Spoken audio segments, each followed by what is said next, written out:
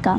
अपने इसी वाक्य के साथ मैं नैनो मॉडल स्कूल की छात्रा चंचल आप सभी के सामने भगवत गीता के विषय में कुछ पंक्तियां कहना चाहूंगी। आशा आप सभी को पसंद आएंगी। आज का जो विषय है कि भगवत गीता से मैंने क्या सीखा, उसके सीख, उसका अनुभव और कुछ अनुभूति आप सभी के सामने साझा करना चाहूंगी। आशा आप सभी को पसंद आएंगी। दोस्तों, जब आप पहली बार भगवत गीता को पढ़ते हैं तो एक धृतराष्ट्र के रूप में पढ़ते हैं। जब धृतराष्ट्र पुत्र के वियोग में व्याकुल हुए, बेचैन हुए संजय को भगवत गीता के पहले अध्याय के पहले श्लोक में कहते हैं कि धर्म क्षेत्र कुरुक्षेत्र संवेतायुवस मामका पांडवश्च किम कुर्वत संजय। हे संजय, मुझे बताओ कि युद्ध की इच्छा से एक तरफ मेरे और पांडव के पुत्र युद्ध भूमि में क्या कर रहे हैं। दोस्तों, क्या कारण है कि कुरुक्षेत्र में महाभारत का युद्ध हुआ? क्या कारण है कि भगवान श्री कृष्ण ने भगवत गीता का ज्ञान अर्जुन को युद्ध से ठीक पहले दिया? कारण है जब मोह, माया, धन, दौलत, लालच के जाल में फंसकर इंसान अपने धर्म के मार्ग से भटक जाता है और अधर्म का रास्ता चुनकर अपना सर्वनाश कर लेता है, तो मनुष्य को इस सर्वनाश से बचाने के लिए स्वयं त्रिलोकीनाथ सर्वलोक महेश्वरम ने अर्थात स्वयं भगवान श्री कृष्ण ने 5000 साल पहले ये भगवत गीता का दिव्य ज्ञान दिया था। दोस्तों, मन तो सभी के पास होता है, किंतु मनोबल हमें केवल भगवत गीता से ही मिलता है। और मन में यह धारणा होनी चाहिए कि अंतिम जीत मेरी होगी, यह निश्चित परिणाम है। उसको कौन हरा पाएगा? जिसके साथ स्वयं श्री कृष्ण भगवान है।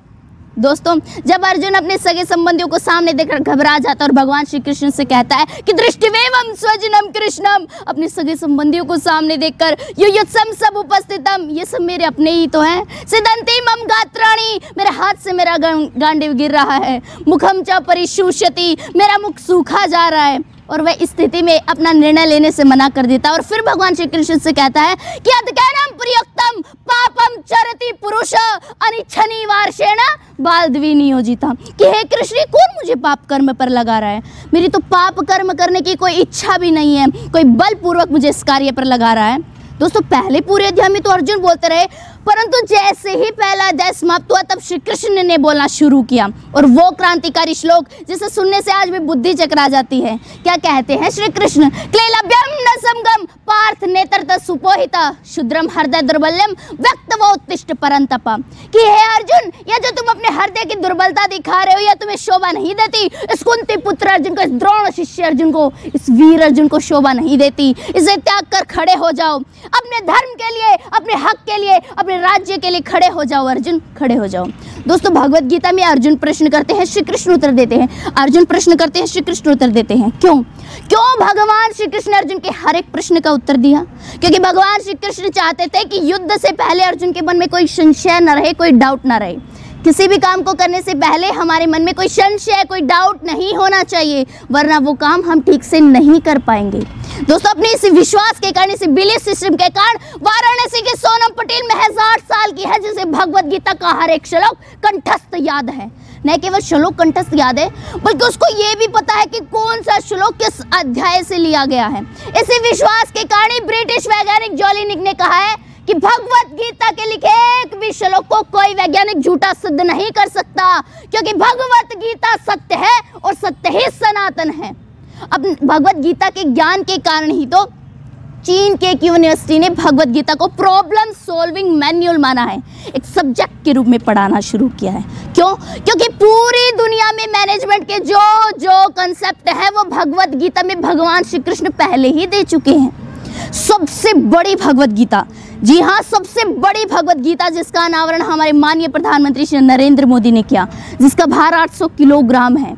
बल्कि मैं तो कहती हूँ, यदि भारत का खोया संस्कार लौटाना है तो भगवत गीता को पाठ्यक्रम में एक सब्जेक्ट के रूप में पढ़ाना ही होगा।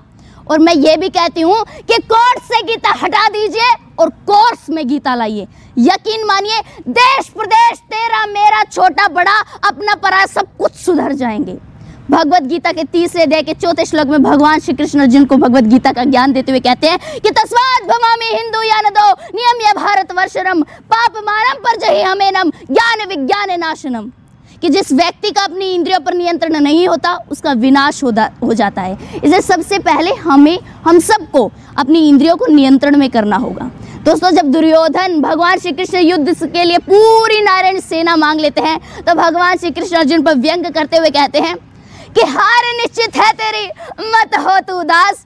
अरे माखन तो दुर्योधन ले गया, अब बची है सिर्फ छाछ। तो इस व्यंग पर अर्जुन भगवान श्री कृष्ण से कहते हैं कि जीत निश्चित है मेरी, क्यों हूं मैं उदास, माखन का मैं क्या करूंगा जब माखन चोर है मेरे पास। दोस्तों इसीलिए भगवान श्री कृष्ण ने अर्जुन को पूरी भगवत गीता सुनाकर कहा था कि मामेकम शरणम व्रजः, तुझसे कुछ ना हो तो तू मेरी शरण में आ जा। इस सृष्टि में जो कुछ भी तू कर्म कर रहा है उसे मुझे अर्पित करता चला जा और तुझे मेरा संशय रहित पूर्ण ज्ञान प्राप्त हो जाएगा। समय की सीमा को देखते अपनी वाणी को विराम देना चाहूंगी और अंत में यही कहना चाहूंगी कि बिन चले भभूति नहीं, बिन चले अनुभूति नहीं। कोई चलता पद चिन्हों पर है, कोई पद चिन्ह बनाता है, रचता है जो इतिहास जग में, दुनिया में वही पूजा जाता है, वही पूजा जाता है। धन्यवाद।